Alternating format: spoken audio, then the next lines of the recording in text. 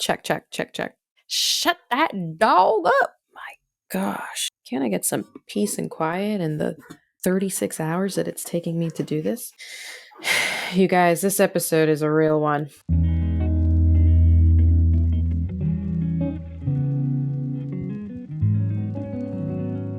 Even though the dog is barking in the background, we're just going to go right into it. Let this be a lesson on this very subject of perfectionism, okay? Can we just get all the way real here?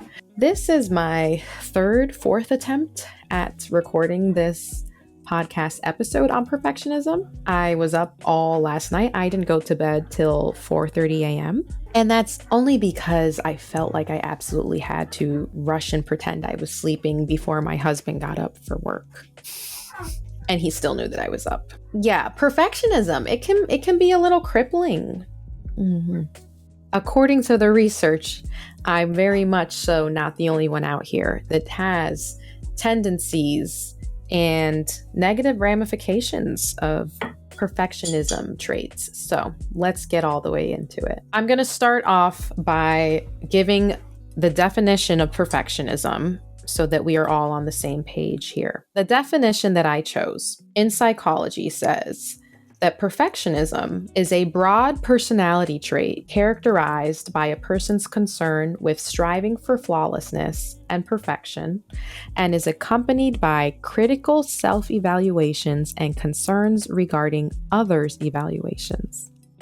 So you can see here why this can be problematic to consider yourself a perfectionist. That second part of the definition really sticks out to me too, because it makes it pretty clear that not only can you be very highly critical of yourself, which some people may feel like that's fine, I can take it. Many times your perfectionism also seeps into your other relationships in your life. So that means you may be judging people on a super high, unobtainable standard, and then you are holding yourself against other people's standards if they don't see you high enough. So problematic all around. Again, like I said, this is my third or fourth attempt at filming this very podcast episode because I was being hyper vigilant on the perfectionism of it. I'm looking at my background. I'm making sure my candles are lit. I'm moving my curtains. I'm moving my couch. Like every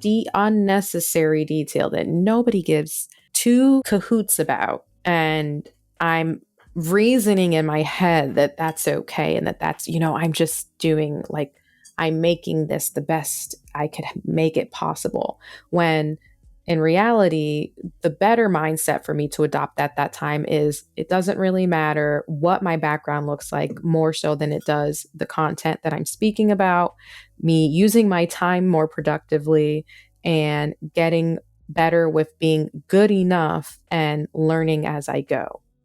Perfectionism has you in a chokehold and you need to mollywop pass, okay? Quote, perfectionism is the voice of the oppressor, the enemy of the people. It will keep you insane your whole life. That's your friend? Because I know a lot of you guys are holding on to perfectionism like it is a good thing. That's what I was doing for a long time up until 2 seconds ago. It's an oppressor. And it's so true if you think about it. You don't even have to think about it because you know it in your body and you know what it has done to you in your life. Perfectionism is self-abuse of the highest order. Ooh, I'm just reading these quotes off of Google. Damn, talk about dissing yourself. You want to say fuck you to you? Adopt perfectionism, apparently. Perfectionism is a dream killer because it's just fear disguised as trying to do your best. Yo, I'm feeling attacked. But it's hitting in a good way too, though. Just let it hit. Just let it hit, you guys. It's okay. We need this. At its root, perfectionism isn't really about a deep love of being meticulous. It isn't really about a deep love of being meticulous. See, that one was a little bit more nicer to me, but it's not at what it is. Oh my gosh. Fear, self-abuse, internalized oppression. Perfectionism has been dogging us out. Perfectionism has been roasting us. Perfectionism has been laughing in our face. Am I the only one? I feel like I didn't know how bad of a thing perfectionism is until now. This journey is really just for us to walk along with each other, especially if my woes resonate with your woes. And this is where the analytical side of our brains come in, where it's like, but wait, there's research, there's scientific studies that help us know what are the ramifications, but also what are the solutions. And that, my friends, is where the power of mind shifting comes in, where we begin to change the way we formerly used to think about things. Perfectionism seemed like a pretty positive trait to me in my life up until now. We tend to praise children when growing up, and as you get older, you're not going to be getting as much praise as when you learn to sit on the potty. You know, those are pretty basic fundamental skills that I'm pretty sure hopefully all of us as adults get by now. I hope we're all potty trained. So when it comes to failure and the inability to get things easily or right away and please your parents and get that outside affirmation from your coaches, your teachers, wherever you were trained and indoctrinated to get it your self-worth from, it can be very damaging as an adult once you're out of those systems and you're trying to figure out what your passion and purpose is in life. What would make you happy? What is stopping you from achieving your dreams? And if you grew up in a generation such as mine, where standardized tests were really pushed on us and made us believe, we were only as smart as the tests that we took, that can lead to perfectionism then in life. There was a great quote, I'll look for it. To what do you give the power to define you? That's a real quote, because that is a lot of power that you really have to think about when you are allowing other people to define who you are as a person, as a human, as a spirit on this earth.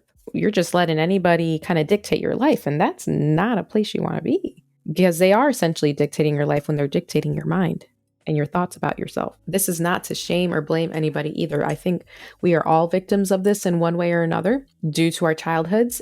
And again, a big pillar of mind shifting is constantly bringing yourself back and reminding yourself that you are an adult now. So it is your responsibility to heal and learn from your trauma, heal those wounds, and now start choosing a positive, more healthier way forward for your life. So we need to learn about this stuff and take care of ourselves. So you can learn perfectionism from a lot of societal pressures as well as like your childhood. There can also be cultural factors that add to perfectionism. Research has actually shown that in Asian and Latino individuals, pressure to perform reflects on both you and your family, which leads to perfectionism. Also, cultural wise, African Americans may struggle with an idea of inferiority broadcast in the atmosphere of anti-Black racism, leading to a perfectionism only complicated by structural violence. Basically, hello, society, United States, racism. This is what we've grown up in.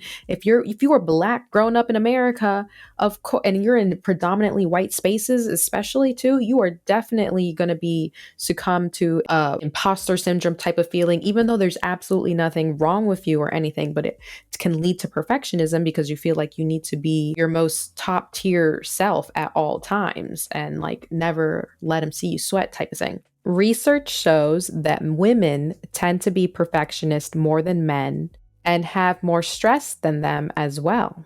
And the hypothesis for that reason as to them having more stress than men is because they are more susceptible to perfectionism. So ladies, we need to just become more like these guys. And it's so true if you think about it in your life. Some men are out here doing the bare minimum and living their best lives. And us women are out here trying to do this, that, and the third and make everything perfect. And we're not happy. We got to let down our standards when it comes to things that are adding stress to our lives. An important thing to keep in mind about perfectionism is that it is very much correlated with a fixed mindset. And a fixed mindset is one that does not grow. And that is not something that we are advocating for here on the Mindshift Mami Podcast. We are all about growth mindsets and advancing. When you're not sure something's not going to be perfect, you don't venture out. That's fixed mindset.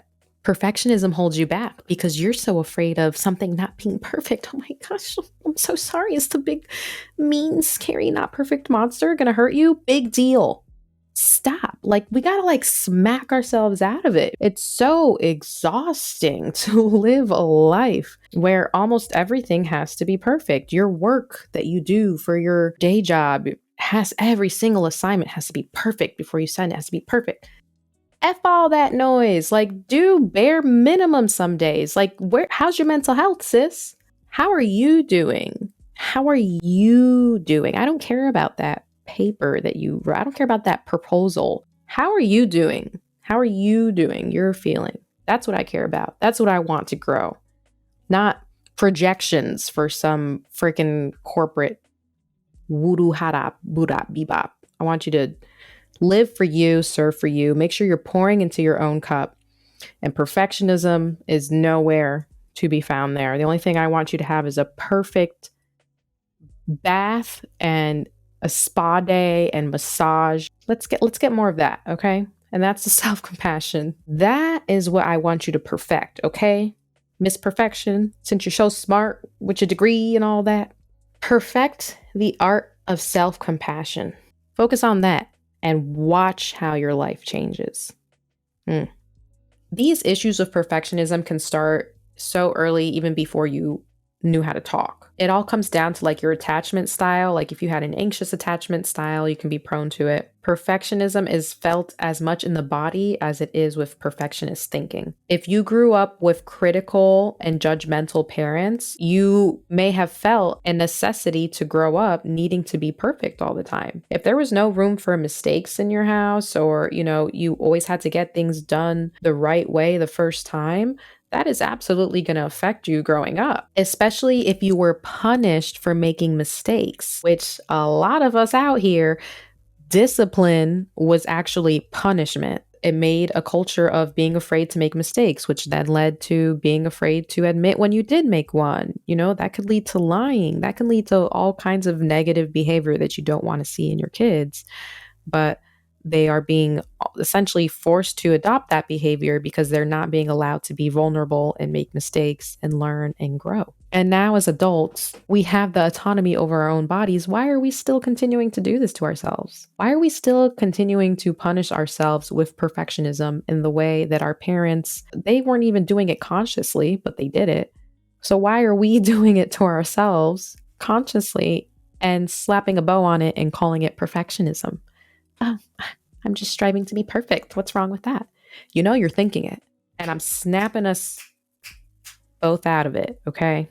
Perfectionism is essentially a trauma response. And we want to be able to disengage that out of your body and be able to not need that anymore. Let that guard down.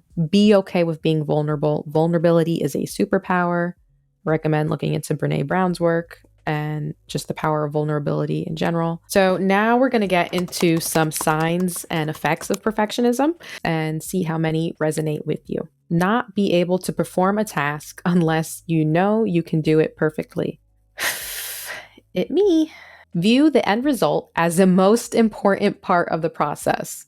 Yes. If you're spending 30 minutes writing and rewriting a 2-sentence email, if you're that person who is evaluating your email 50 times before you send it to your supervisor and over obsessing about how your response looks, you're a perfectionist. If you believe that missing 2 points on a test is a sign of failure, perfectionist. If you have difficulty being happy for others who are successful, perfectionism.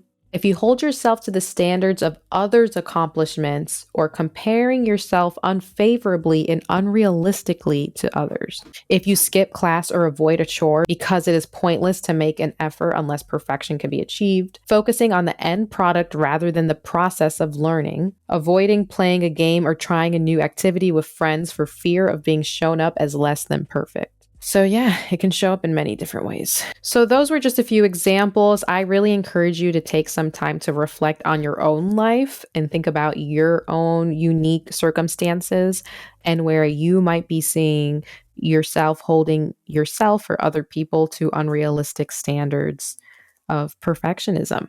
So now I'm going to get into the 3 practical strategies that you can begin to implement in your life to eliminate or reduce perfectionism. And number 1 is trust your body. The key to recovering from perfectionism is building up your self-esteem. As long as you feel secure within yourself, you would be perfectly fine with whatever the outcome is of whatever task or thing it is that you're focusing on. It doesn't have to be perfect because you know within yourself you'll be able to handle whatever comes at you. If you're feeling anxiety or dread about relinquishing that control, that's your body telling you that you're being a perfectionist. And by trusting what your body's telling you, that is practicing self-compassion. Really affirm yourself and what you're feeling and trust your gut, and don't do anything that is putting further stress on you. And you know what? This was something that I didn't do last night. I was not trusting what my body was telling me right away. I thought I had to push through the night. I was basically essentially trying to bully myself into finishing the podcast episode, and it just wasn't going anywhere. And if I had listened to my body, I would have realized that it didn't make any sense for me to continue to try to record the episode because I was having low energy no matter how much I was trying to drink tea or whatever the case was. I was pushing myself and I was exhausted. And it wasn't until I finally got pushed and had to shut down that I realized I was being really hard on myself. So trust what your body tells you. Give your body rest when it needs rest.